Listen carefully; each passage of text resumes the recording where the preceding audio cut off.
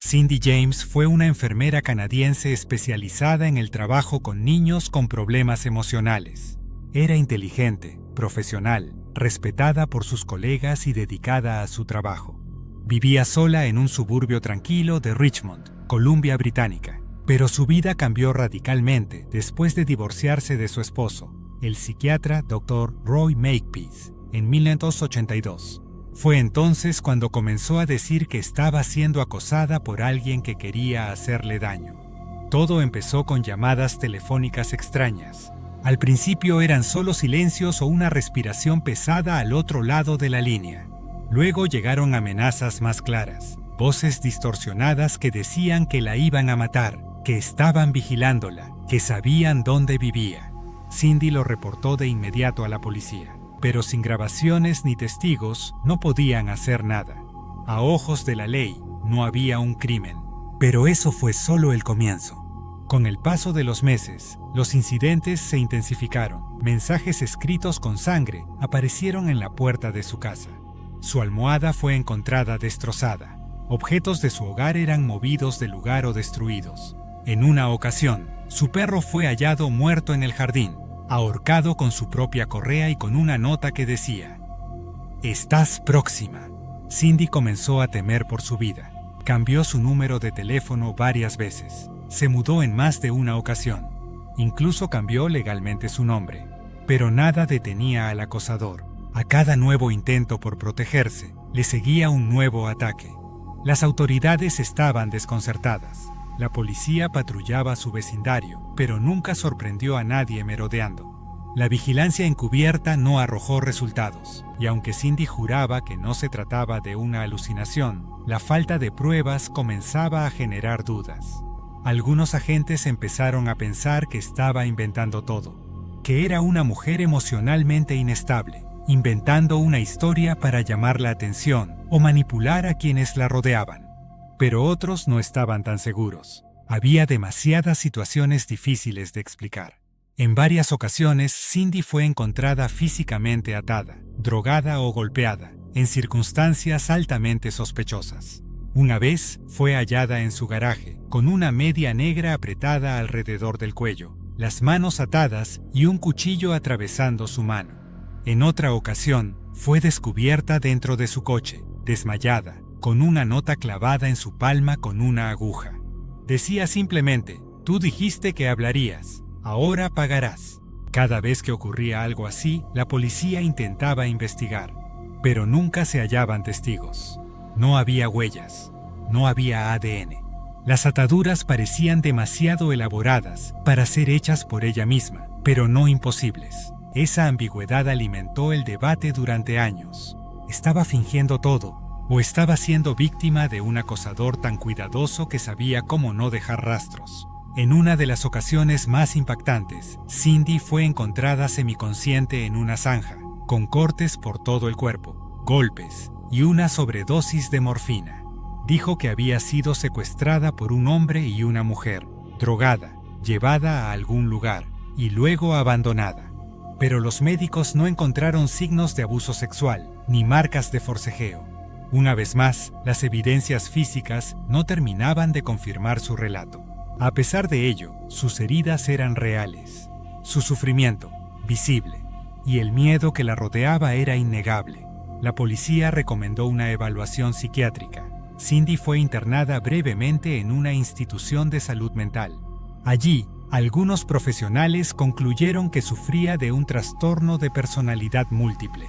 Otros, en cambio, pensaban que el estrés postraumático causado por los ataques, fuesen reales o no, la había llevado a un estado de paranoia extrema. Ninguna conclusión fue definitiva, pero el efecto que esto tuvo fue devastador. A partir de entonces, muchos dejaron de creerle. A pesar de todo, Cindy continuó denunciando nuevos ataques, más llamadas, más amenazas, más objetos dañados. Su salud mental comenzó a deteriorarse. Bajó de peso. Dormía poco.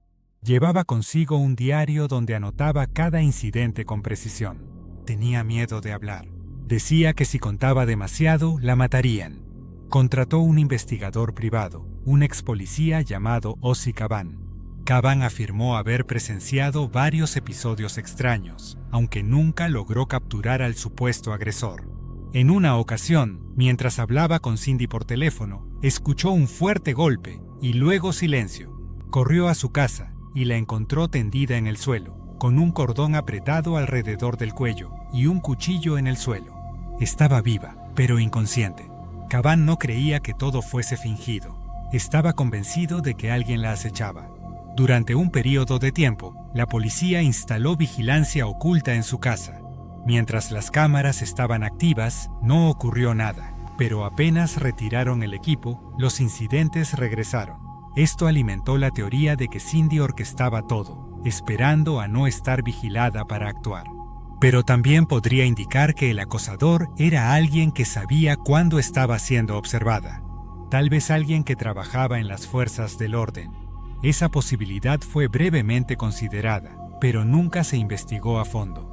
El 25 de mayo de 1989, Cindy fue al banco, hizo algunas compras y se reunió con amigos. No parecía particularmente ansiosa, dijo que iba a casa, que necesitaba descansar. Fue la última vez que se le vio con vida. 5 días después, su coche fue encontrado estacionado frente a un hotel. Las puertas estaban abiertas, las llaves aún puestas. Había sangre en el asiento del conductor y objetos personales esparcidos por todo el vehículo. La policía inició una búsqueda, pero no halló rastros. El 8 de junio de 1989, el cuerpo de Cindy fue descubierto cerca de una casa abandonada, a más de 1 kilómetro de donde había sido hallado su coche. Estaba atada de pies y manos con cuerdas. Tenía una media negra apretada alrededor del cuello y varias marcas de aguja en el brazo. La autopsia reveló una sobredosis de morfina y otras drogas. La concentración era tan alta que habría perdido el conocimiento en minutos. El forense no pudo establecer una causa clara de muerte. Oficialmente, fue declarada como indeterminada. El informe decía que podía ser un suicidio, pero también un asesinato perfectamente planeado. Las drogas encontradas le habrían dificultado moverse, mucho menos atarse de la manera en que fue hallada. Pero tampoco había signos de lucha ni evidencia de que otra persona hubiera estado en el lugar. Aquel hallazgo dividió a la opinión pública para siempre. Algunos expertos afirmaron que Cindy sufría de una forma extrema de trastorno mental, que había inventado toda una vida de persecución, y que su muerte fue el acto final de un largo suicidio simbólico.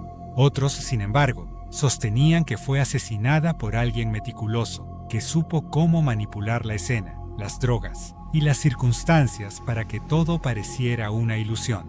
Hasta el día de hoy, nadie ha sido arrestado. No hay sospechosos oficiales. No hay pruebas concluyentes. Lo único que queda es el rastro de una mujer que pidió ayuda durante 7 años y que nunca fue tomada del todo en serio. Una mujer que pudo haber sido víctima de una mente perturbada, pero también de un asesino paciente y cruel que supo cómo jugar con los límites de la credibilidad. El caso de Cindy James no es solo un misterio sin resolver, es una advertencia, una muestra de lo que ocurre cuando la duda y la negligencia se cruzan en el camino de una persona vulnerable. Si fue asesinada, su asesino sigue libre. Si se quitó la vida, fue después de años de sufrir sola, incomprendida y desprotegida. La historia de Cindy sigue viva en cada pregunta que no ha tenido respuesta, en cada expediente abierto y cerrado, en cada teoría, cada sospecha, cada silencio. Y sobre todo, sigue viva en el escalofrío que recorre la espalda de quien se atreve a mirar su historia con atención y se pregunta, ¿le creímos lo suficiente?